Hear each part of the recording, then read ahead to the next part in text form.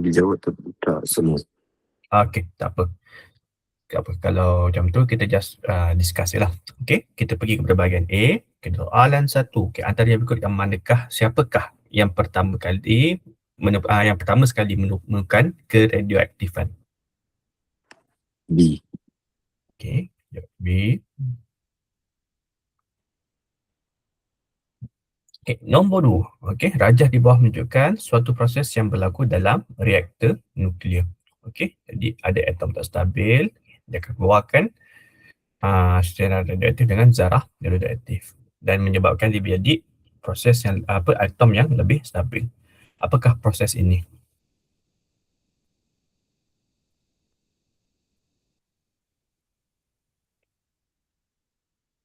Okey, kita pergi kepada C.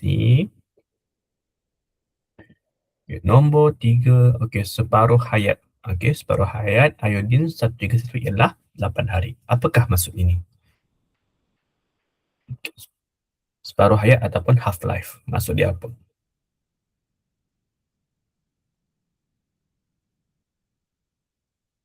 Okey. Iodin 131 mengambil masa 8 hari untuk menjadi separuh daripada bilangan asal. Okey, kita jawab itu. Nombor 4. Okey. Darjah di bawah menunjukkan struktur atom. Okey. Jadi kena ingat bila kita bercakap pasal struktur atom, okey, dekat luar, yang dekat petala luar ni kita ada elektron, okey. Dekat tengah ni kita ada ni lah, kita ada dua benda sebenarnya kat sini. Okey. Jadi kita ada proton. Okey, jadi biasanya kalau gambar proton dia akan nampak ni, dah ada tanda plus. Okey. Yang ini apa bendanya? Yang lagi satu ni yang tak ada label tu. Yang plus ni proton, yang tak ada label tu apa bendanya? Dia partikel lah, apa namanya?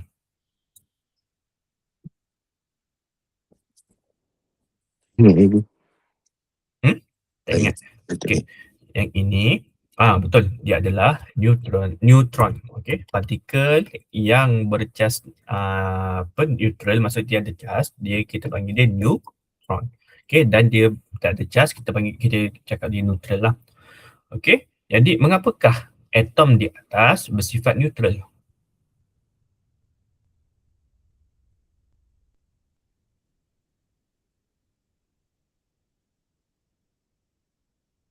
Okey. B. Okey, kita pergi kepada nombor 5. Okey, antara yang berikut yang manakah merupakan sinar tidak mengayon?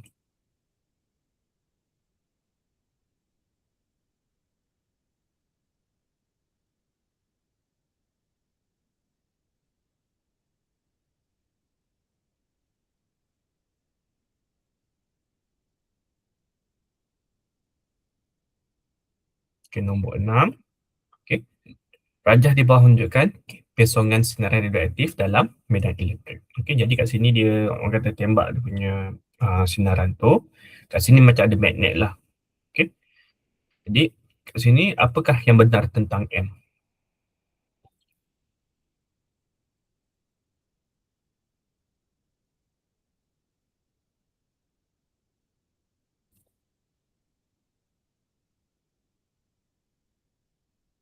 Okey, kita cakap C. Kita pergi ke soalan seterusnya. Okey. Nombor 7. Okey, nombor 7. Bahan reaktif yang manakah kita gunakan untuk merawat penyakit thyroid?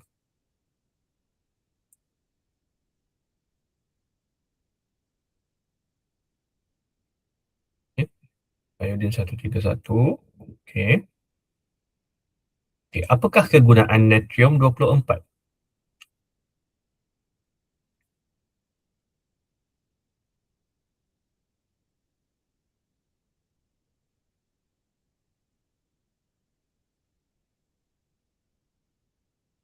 Okey, untuk menentukan kadar darah beku. Okey, kita jawab dulu.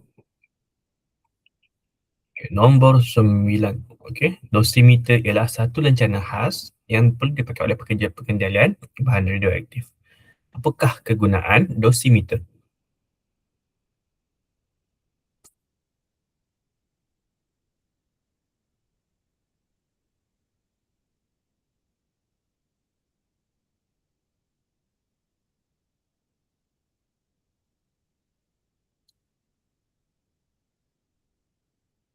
Okey.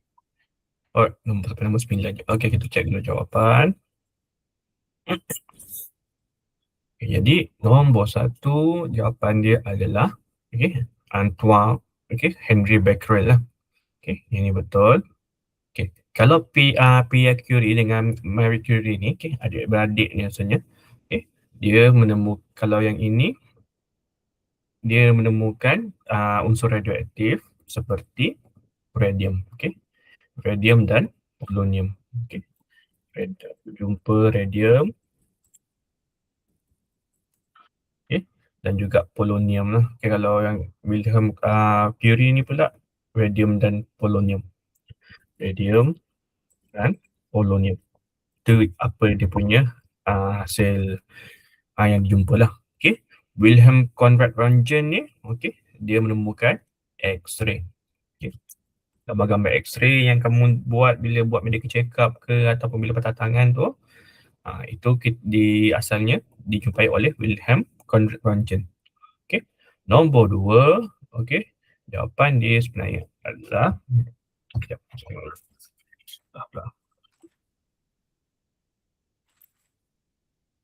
jawapan dia betul lah. Jawapan dia adalah C. Sebab bila bila satu atom tu dia tengah tak stabil, dilepaskan dia punya sinaran dan juga ada zarah dia, baru dia boleh jadi lebih stabil.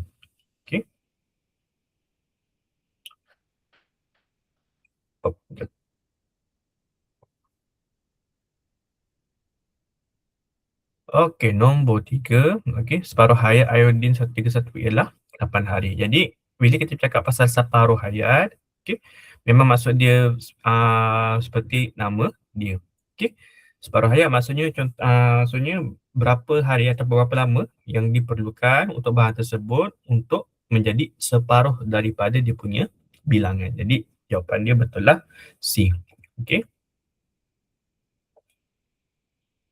Nombor 4.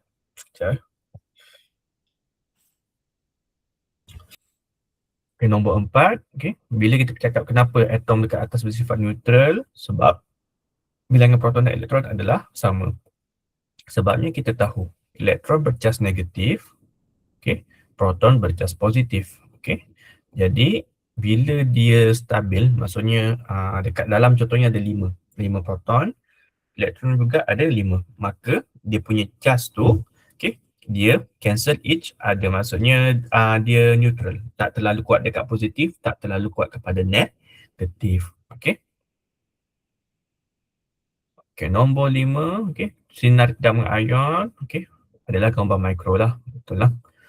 Jadi sinar yang mengayon maksudnya sinaran yang dia punya tenaga cukup tinggi sehingga kan bila kena contohnya lah dekat manusia ke dekat benda hidup lah, manusia, haiwan, tumbuhan, bila kena ionizing radiation ni atau sinar mengayon, dia akan menyebabkan kita punya DNA tu senang kita DNA patutnya normal, tapi bila kena sinar mengayon dia akan tendang keluar sikit kau punya DNA, jadi dah berlaku mutasi macam tu lah. Alright, nombor 6, jawapan dia adalah C lah. Sebab apa C? Kita tengok satu-satu dulu. Kalau bersifat neutral ni dia untuk yang mana? Yang 1 ke 2 ke 3? Kalau yang kat A ni.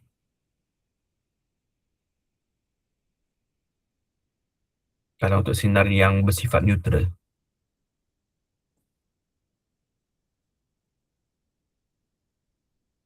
Dekat 1 ke, dekat 2 ke, dekat 3?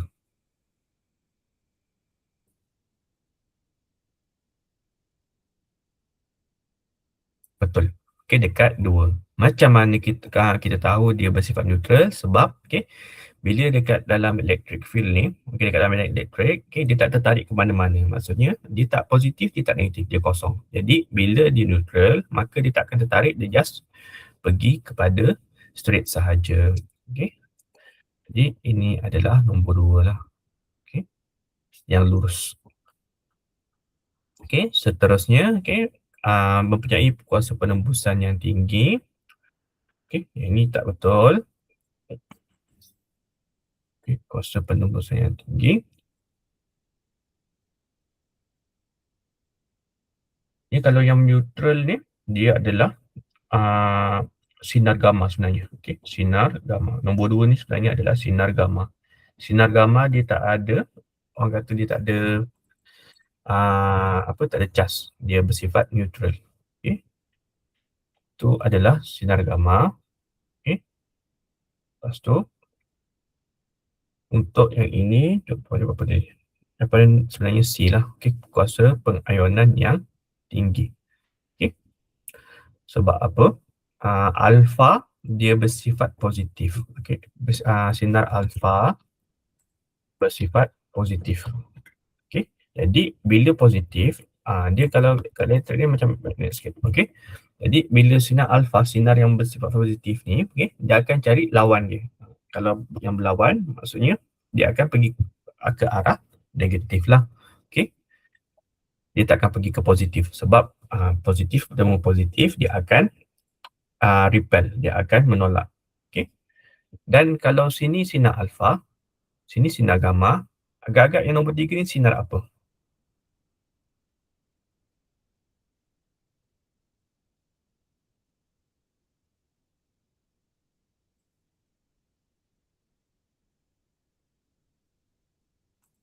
Kita dah ada sinar alpha yang bersifat positif, sinar gamma dia neutral. Okay, apa lagi satu sinar yang kita sebut lagi?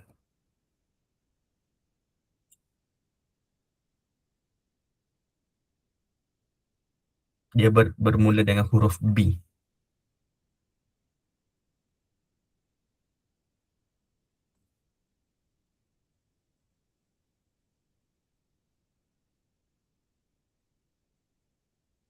Okay, yang ini adalah sinar beta. Okay, sinar beta dia bercas negatif. Okay, cas negatif. Jadi bila dia bercas negatif, maknanya bila kita lalukan dekat medan elektrik, dia akan pergi kepada positif. Sebab tu dia akan, bila gambar ni dia deflect ke bawah. Okay, tapi alpha ke atas. Okay, tapi kalau alpha, okay, alpha antara alpha, beta, gamma, alpha dia tak ada kuasa penembusan yang tinggi. Sebab apa? Okay, kita ada 3. Okay, kalau alpha, sinar alpha, kalau alpha boleh dihalang oleh kertas. Okay, kalau beta pula dia boleh dihalang oleh dinding tebal. Okay, ini ya, cari gambar lah, senang sikit. Okay, sinaran ion.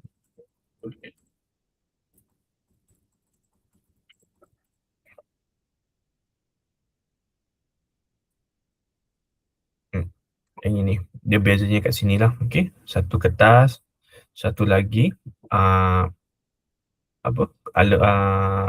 satu boleh diberhentikan oleh kertas, satu lagi dia boleh diberhentikan oleh aluminium sinaran, satu lagi dikata gamma. Aluminium sinaran ni dia nipis sikit. Kalau dekat gamma tu plumber baru yang boleh diberhentikan. Okay, dihalang oleh aluminium.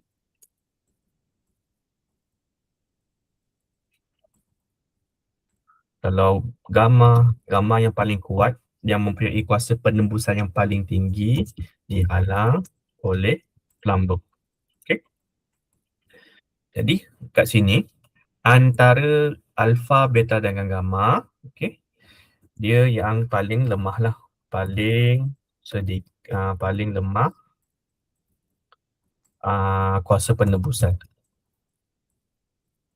Okay, kalau beta di tengah-tengah, okay, kalau untuk yang gamma, okay, gamma adalah yang paling kuat, okay, paling tinggi, paling kuat kuasa penembusan.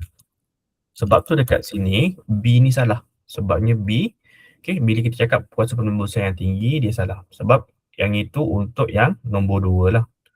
Okay, C betul. Okay, Kalau kita cakap tentang pengayonan, betul, untuk alfa, untuk beta, untuk gamma, sebab dia sekadar bermaksud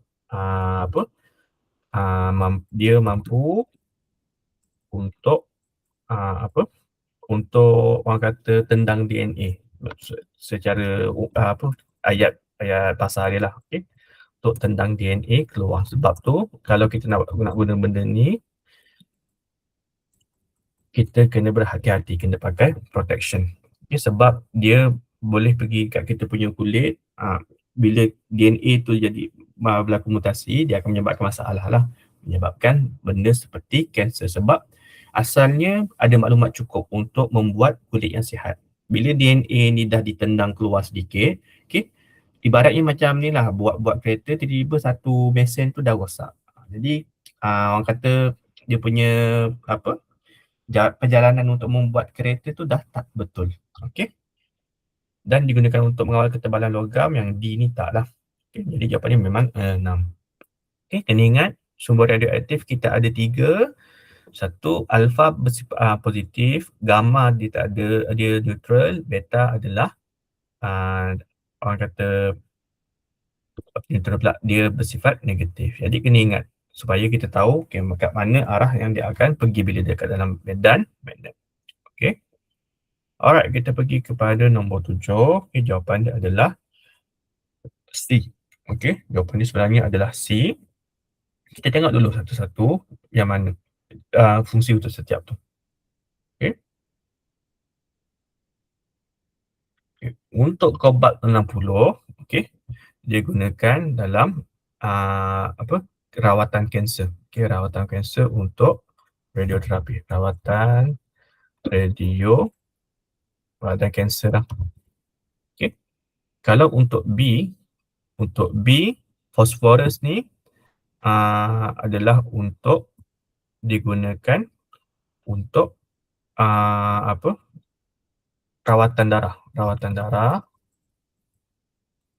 Okay. Lepas tu untuk nombor 3, yang ini betul untuk thyroid. Nombor 4, carbon 14, biasanya kita nak tentukan orang kata usia bahan purba. Contohnya macam fosil, bahan purba seperti fosil. Sebab dalam kalau pernah tengok kalau cerita ataupun dokumentari pasal mumia tu kan, dia guna benda ni lah, carbon 14. Dia ambil sampel daripada mayat tersebut, ataupun kalau dia nak tengok pokok yang dah lama, dia nak tahu berapa lama pokok tu sebenarnya dia hidup kan, dia gunakan carbon 14, okay, untuk tahu berapa usia sebenarnya bahan-bahan tersebut. Okay. Alright, kita pergi kepada nombor 8. Jawapan dia adalah C. Okay. Untuk menentukan darah beku. Okay. Untuk A, kita dah cakap kat atas tadi. Okay. Kita gunakan karbon 14. Okay. Untuk mengawal kepingan logam, kita gunakan sinar beta. Okay. Kita gunakan sinar beta. Okay. Maksudnya kalau dekat dalam dekat dalam orang kata kilang, okay, nak check manual guna mata nak ukur sendiri tu susah. Okay.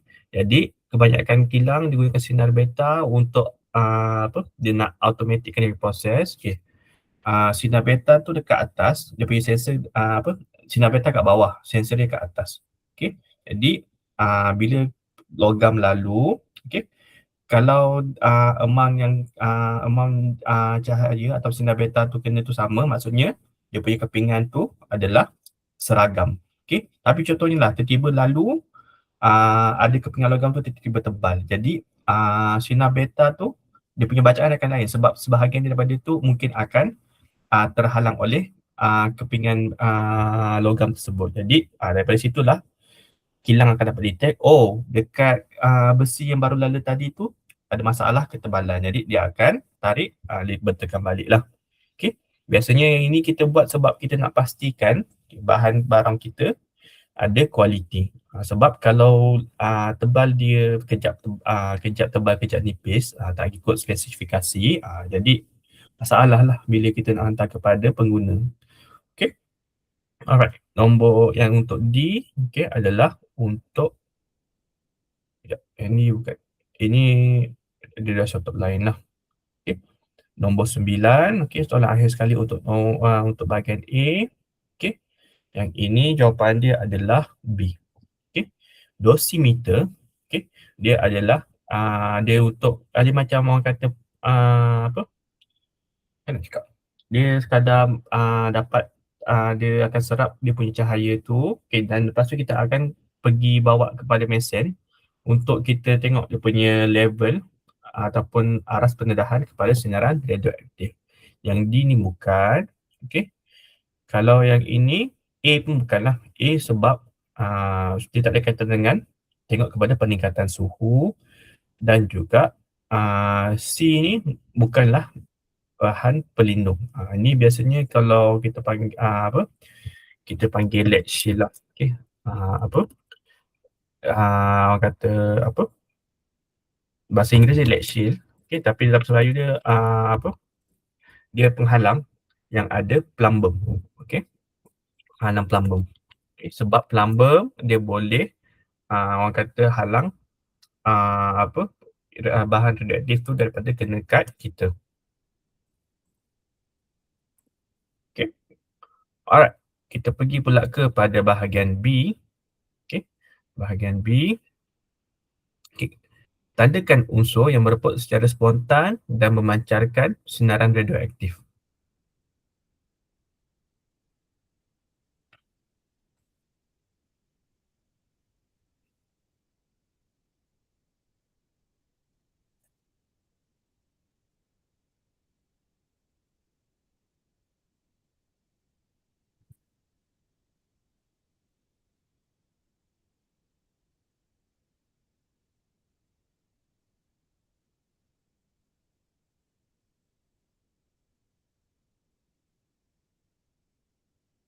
Okay, mana bahan yang akan mereput secara secara spontan?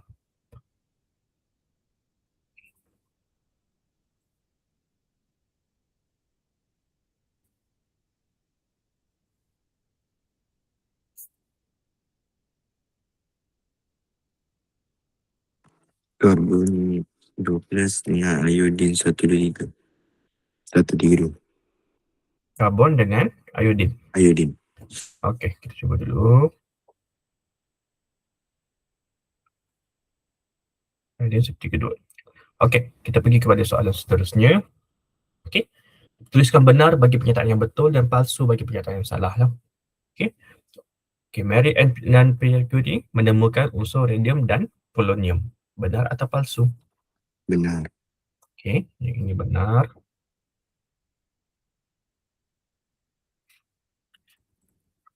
Okey.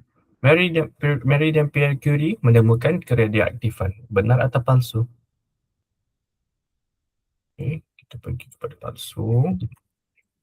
Okay, Wilhelm Conrad Röntgen menemukan sinar X-ray. Betul atau salah? Okey. Yang ini memang fakta, tak boleh buat apa dah. Memang kena hafal. Okey. Sinaran radioaktif digunakan dalam pelbagai bidang pertanian seperti pertanian, perubatan dan sebagainya. Okey. Lengkapkan ayat dekat bawah menggunakan perkataan yang diberikan. Okey, pertama sekali, sinaran apakah yang digunakan untuk mengawal ketebalan kepingan logam?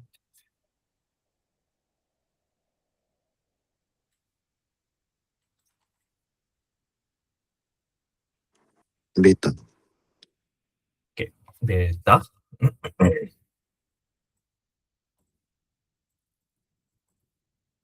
Okey, seterusnya. Okey, apakah yang digunakan untuk menentukan usia fosil? Karbon 14. Okey. Dan karbon 14 ni antara yang paling senang nak ingat sebab dia tak banyak bahan yang kita boleh gunakan untuk kita tengok usia fosil. Most of the time kita memang guna karbon 14 sahaja. Okey, kita pergi kepada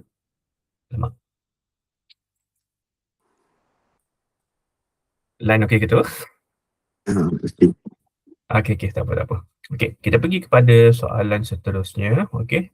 Benar dan palsu bagi pernyataan ni lah. Okay. Yang pertama sekali, bahan radioaktif yang disimpan dalam bekas diperbuat daripada pelampung yang tebal untuk mengelakkan sinar radioaktif terbebas keluar. Benar atau palsu? Okey, kita jawab benar. Okey, nombor 2, sinaran beta digunakan dalam pengawetan makanan supaya makanan dapat disimpan dalam jangka masa yang panjang. Betul atau salah? Okey. Tangan robotik boleh digunakan untuk mengendalikan bahan radioaktif dengan selamat. Betul atau salah?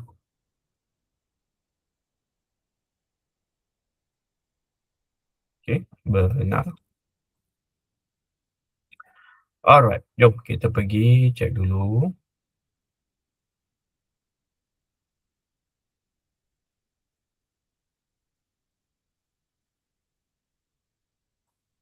Okey, kita pergi kepada soalan yang satu. Okey, sekejap, bagi saya seminit sekejap.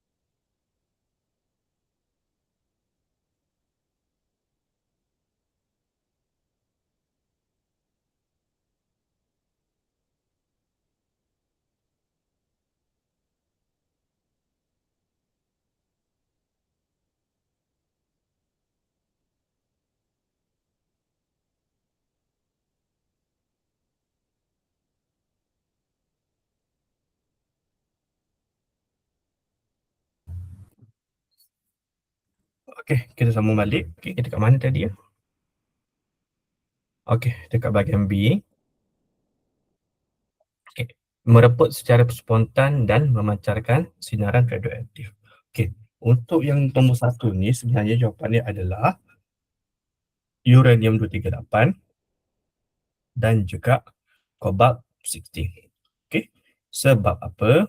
Okey, sebenarnya kalau kamu tengok nombor kat sini, walaupun karbon ada dengan iodin adalah salah satu bahan yang kita banyak gunakan dalam kita punya kerja-kerja radioaktif ni, tapi kamu perasan tak dia punya nombornya beza?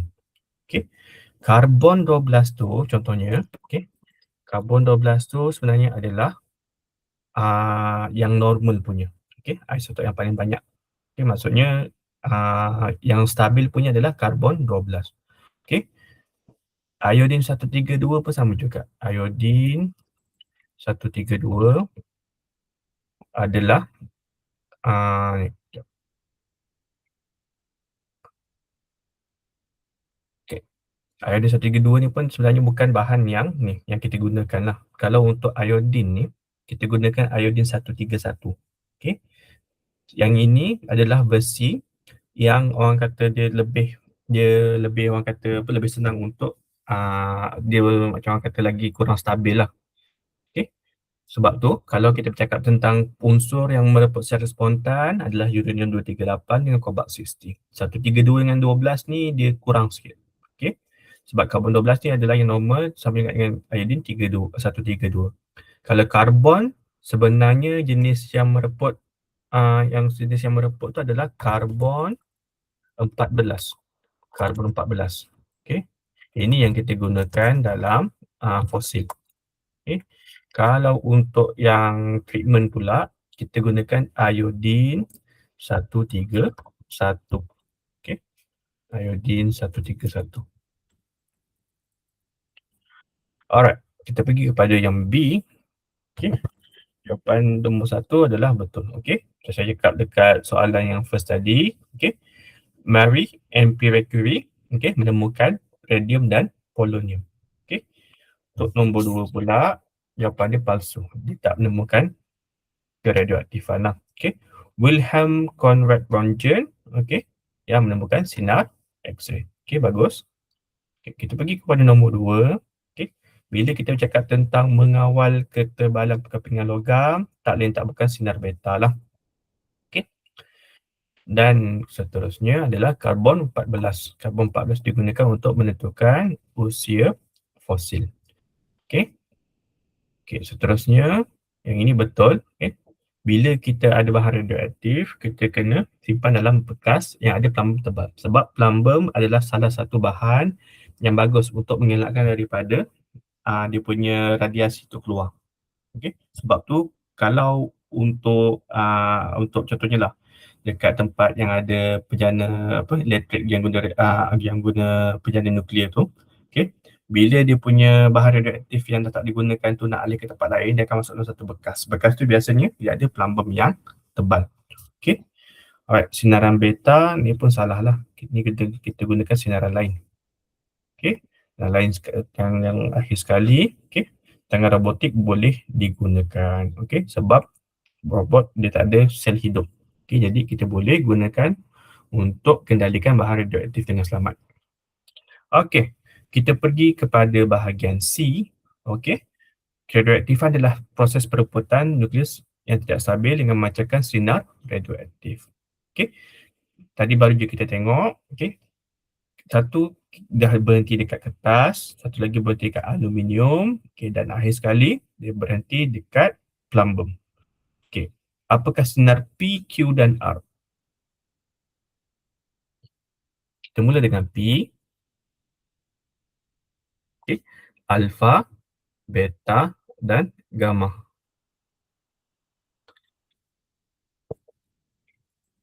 Okay, jadi alpha,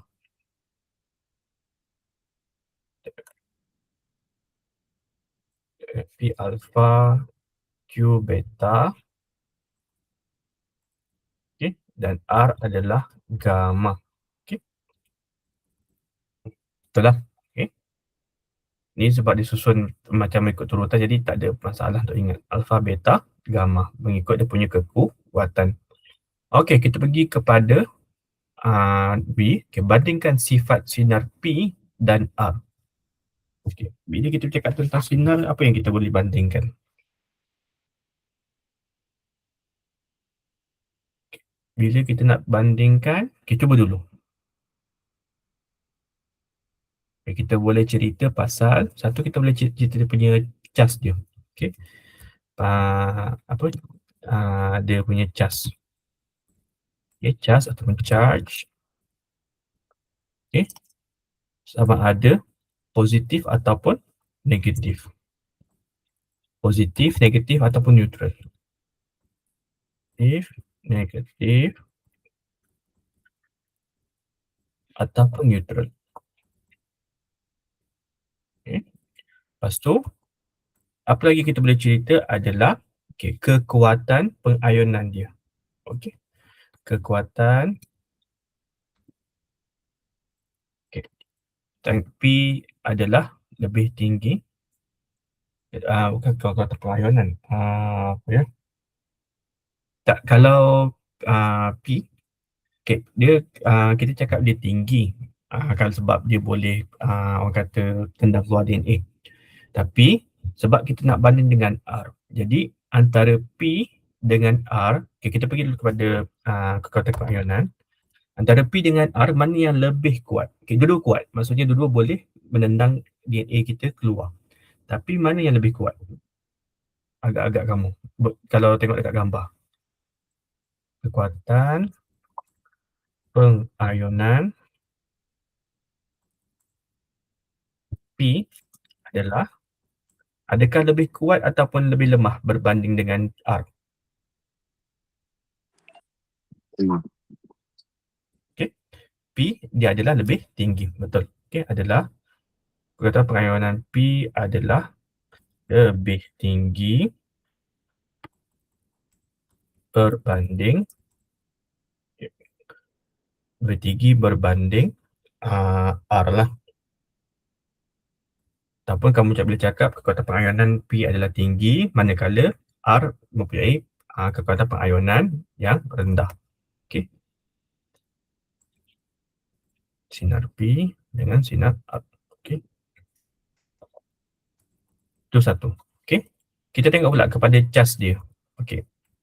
Kalau cas kita nak cerita macam mana pula?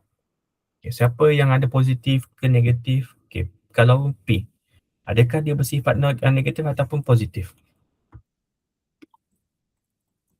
Positif. Betul. Sinar P mempunyai cas positif manakala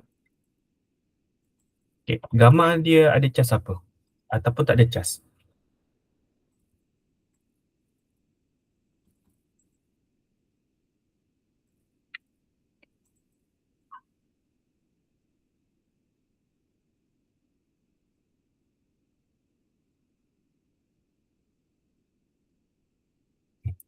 Sini kita dah cakap tadi, alpha bercas negatif. Q, beta bercas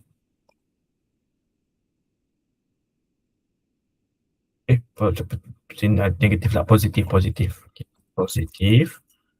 Q adalah beta, dia adalah negatif. Okay. Kalau untuk R, dia bersifat neutral. Okay. Jadi kita cakap dah kat sini, okay, selain daripada dia punya kekuatan, okay, kita pun boleh cakap, okay, sinar P mempunyai cas sinar positif, manakala sinar R mempunyai tidak, adalah neutral je lah. Adalah neutral. Okey, berikan satu kegunaan bagi sinar Q dan R. Kegunaan sinar Q dan R. Okey, kita pergi kepada Q dulu. Okey, Q adalah beta. Okay. Apa? Rasa dah banyak kali sebut tadi dah. Apa kegunaan sinar Q? Sinar Q ataupun sinar beta boleh digunakan untuk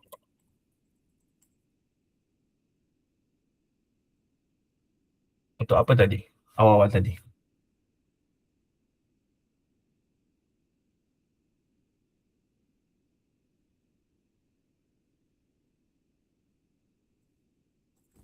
Okey, dekat atas tadi kita dah ada tak?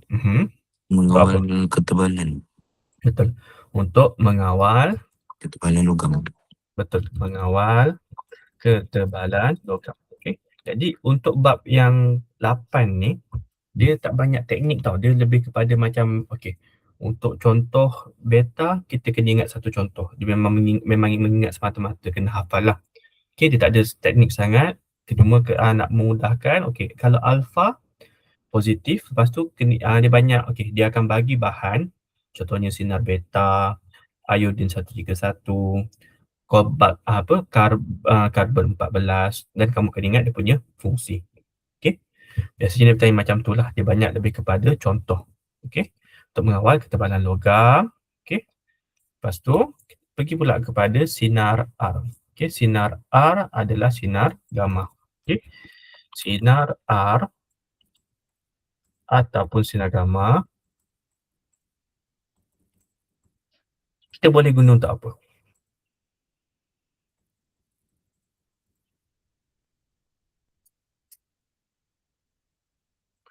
Okay, ini saya tolong sikit lah. Okay, digunakan untuk mensterilkan makanan. Okay, mensterilkan makanan seperti buah-buahan dan juga sayuran. Okay.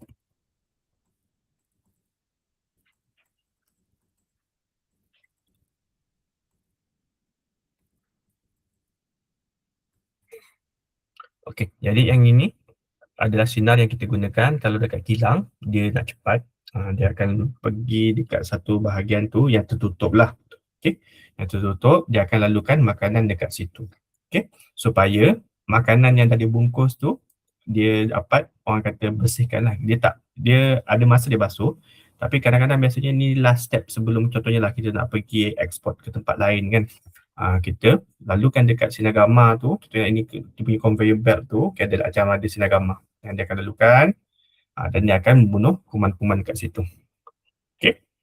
Right, kita pergi kepada bahagian D.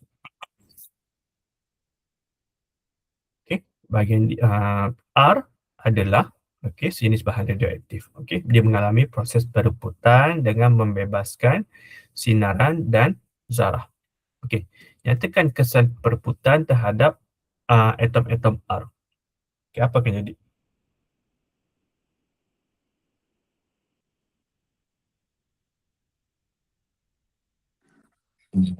Rumah jadi itu stabil.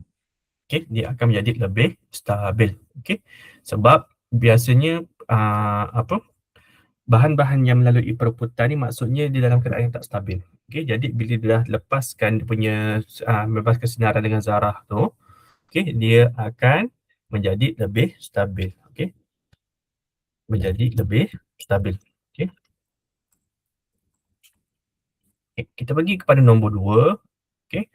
Kadar perebutan bahan reaktif adalah kereaktifan ataupun aktiviti bahan tersebut. Okey. Kadar perebutan ni bergantung kepada bilangan atom yang belum mereput lah. Okey, unsur berlainan mereput pada kadar yang berlainan. Okey. Jadi, apabila satu sampel radioaktif mereput, apakah yang berlaku kepada bilangan atom yang sudah mereput? Okey. Cara nombor 2. Okey, dia akan bertambah. Okey. Tambah betul. Okey. Kalau bilangan atom yang belum mereput berkurang. Okey. Dia sebenarnya macam proses lah. Kiranya bila proses pereputan tu berlaku, atom yang sudah mereput akan bertambah banyak, atom yang belum mereput tu dalam proses dia makin kurang lah. Ibaratnya macam kamu buat cekodok. Buat cekodok, ada pisang yang kita dah lenyek tu. Okey. Bila kita dah goreng, maksudnya bahan asal tu dah semakin berkurang, iaitu bilangan atom yang mereput lah. Okay, tapi kita punya hasil dia, hasil dalam ni bilangan atom sudah reput adalah, ataupun kita cakap dia bilangan atom yang telah menjadi stabil dia bertambah, tapi yang tak stabil, yang belum lagi mereput dia berkurang. Okay, kita pergi kepada soalan akhir, so boleh habiskan untuk hari ni. Okay, gambar di bawah menunjukkan pendedahan kepada sinaran pengayon lah. Okay, belah sini adalah yang berbahaya. Okay, yang sini dia tak apa-apa sangat. Okay, jadi nyatakan dua jenis sumber sinaran mengayon dalam alam sekitar.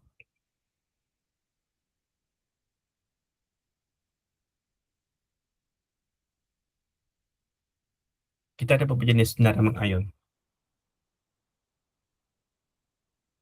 3. 3. Okay. Apa dia? Yang kamu apa 3 tu? Okay, kalau kat sini dia sekadar cakap dua jenis sinaran mengayon. Okay. Jadi bila cakap jenis, kita ada sinaran semula jadi. Okay, kalau sinaran semula jadi contoh dia apa?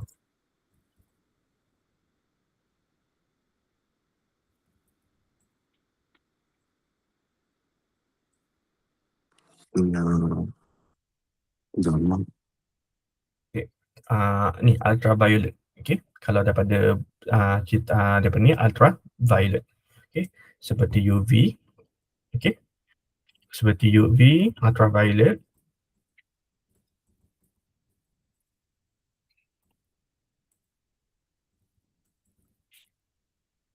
Dari ultraviolet dari matahari. Okay. Tak cakap betul lah. Tapi kalau kau kan tengok juga ada satu tempat di mana, saya tak pasti Malaysia ada ke tak, tapi ada kat luar negara adalah di mana dekat kawasan bukit tu memang ada bahan yang melepaskan sinaran sedikit. Maksudnya itu adalah sinaran semula jadi. Okey. Dan lagi satu adalah sinaran buatan manusia. Okey. Sinaran buatan manusia seperti X-ray. Okay. Itu kita buat sendiri, memang kita gunakan mesin untuk hasilkan bunyi tu. Okay. Yang macam matahari pun ada juga. Sebab tu, okay, pentingnya kita punya atmosfera tu adalah untuk membantu untuk tapis sinaran ultraviolet yang berbahaya. Okay. Alright. Kesan pendedahan kepada dos tinggi sinaran mengayon, apa akan jadi kepada kita?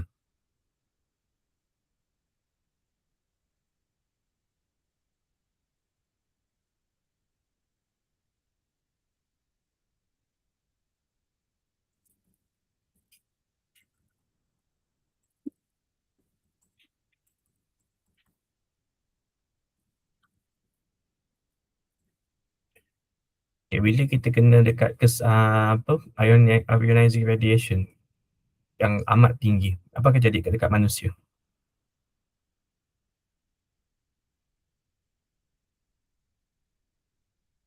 Okay, contohnya lah, kalau biasanya orang luar negara lah, dia suka sunbathing, maksudnya dia pergi kat pantai, dia memang baring sebab dia nak panaskan badan dia, kena cahaya matahari.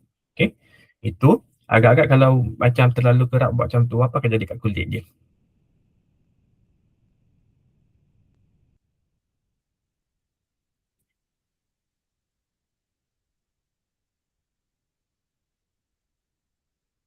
Okay, salah satu efek dia adalah, okay, ia akan menyebabkan satu kanser. Kanser kita boleh jadi boleh menyebabkan disebabkan oleh pendedahan yang tinggi lah. Okay. Kanser. Lepas tu kita boleh cakap kadang-kadang salah satunya yang immediate effect, maksudnya bila kamu kena radiasi yang tinggi sangat, kulit kamu boleh jadi melecuk. Okay. Kulit melecuk, ataupun kita boleh cakap boleh kena katarak. Okay. Alright, kita pergi kepada soalan seterusnya. Okay. Okay, pekerja makmal, okay, dia mengendalikan bahan radioaktif setiap hari. Okay, dia diwajibkan untuk memakai lencana dosimeter semasa bekerja. Okay, bagaimanakah dosimeter itu membantu memastikan keselamatannya dalam situasi ini? Macam mana dosimeter itu membantu? Bantu Membantu dari segi apa tu? mengetahui pendedahan sinaran. Membantu Ya, untuk lebih membantu untuk mengetahui paras sinaran. berokit. Kita tak cakap paras sinaran, kita cakap mengukur jumlah pendedahan lah. Jumlah pendedahan bekerja kepada sinaran radioaktif. Radioaktif. Jadi bila kita ada pengukur, dia ini dapat membolehkan pekerja untuk mengetahui sama ada mereka berada pada paras radioaktifan yang selamat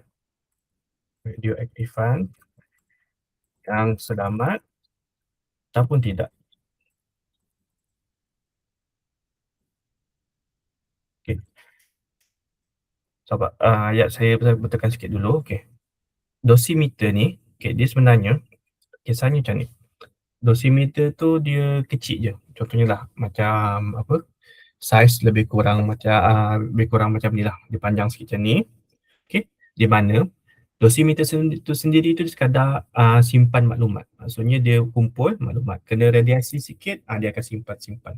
Tapi cara dia nak baca dia punya alat tu, okey, contohnya lah, ni kita dah kena dia punya radioaktif tu, lepas tu kita akan pergi hantar ke makmal untuk check dia punya bacaan. Dia tak boleh check secara direct, dia kena ada dia punya mesin. Jadi first kali bila kita bercakap pasal dosimeter, dia akan membantu untuk mengukur, membantu untuk mengukur jumlah pendedahan. Dia ukur dulu, ukur penjumlahan.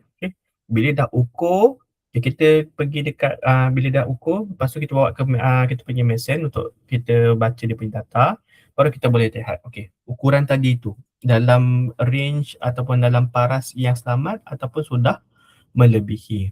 Lepas tu, kenapa kita buat macam tu? Sebab hal ini dapat memastikan langkah berjaga-jagalah, langkah keselamatan dapat, hal ini dapat memastikan langkah keselamatan dapat diambil untuk mengelakkan kesan jangka masa panjang. Jangka masa panjang contohnya macam masalah kalau genetik lah. Contohnya tiba-tiba bila masalah genetik dah beranak nanti, tiba-tiba anak pula yang dapat genetik yang tak elok. Jadi macam mana dosimeter dia membantu? Satu, dia ukur dulu, dia simpan maklumat untuk ukur jumlah pendedahan. Lepas tu dia akan, orang kata, analisis sama ada ukuran tu dia melebihi ataupun kurang. Kalau dia lebih, dia akan ambil langkah keselamatan. Contoh langkah keselamatan yang kita buat adalah dia mungkin akan dicutikan untuk bantu dia, orang kata, kurangkan.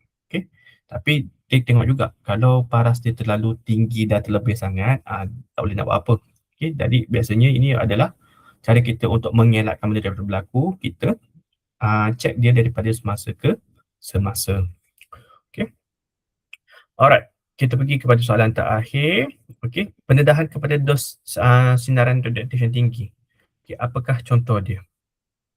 Contoh yang contoh yang akan terjadi bila kita kena kepada sinaran radioaktif. Kerosak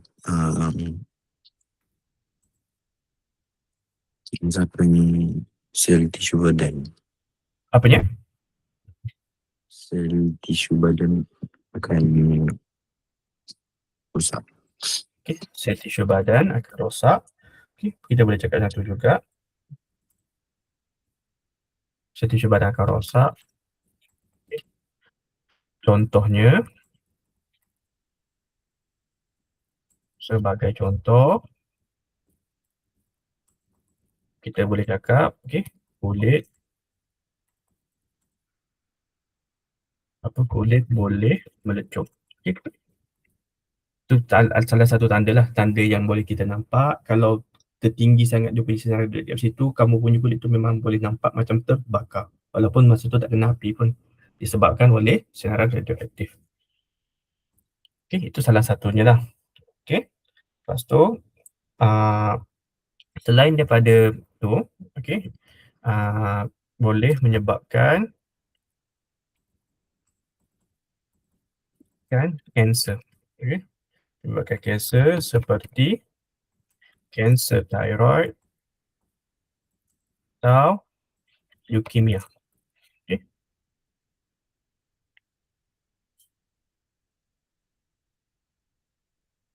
Lepas tu, kita pun boleh cakap lah, pendedahan kepada dos sinaran yang tinggi, dos sinaran radioaktif yang tinggi